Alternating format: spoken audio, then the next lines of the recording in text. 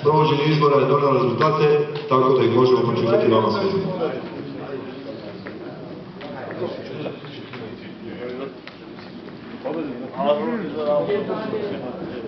Samo minutu dok pogledamo.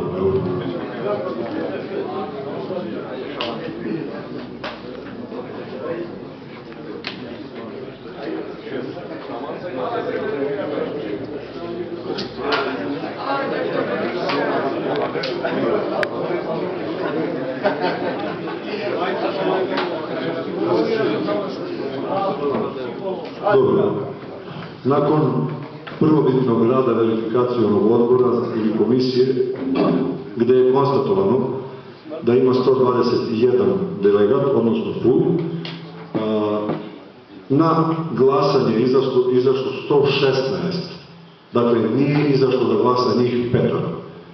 Ukupno je dakle glasalo 116 glasova, od toga je bilo 3 nevažeća glasa, tako da je važećih 113. Kandidati su dobili sledeći broj: Usman Balđić 70 glasova, Velik Hadžićević 43 glasova.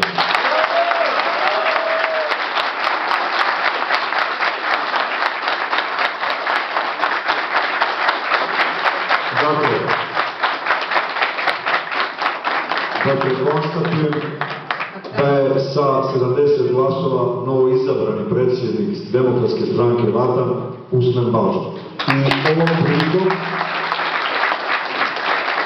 I ovom prilikom ga pozivam da se obrati u što kraćem vremenu svima nama.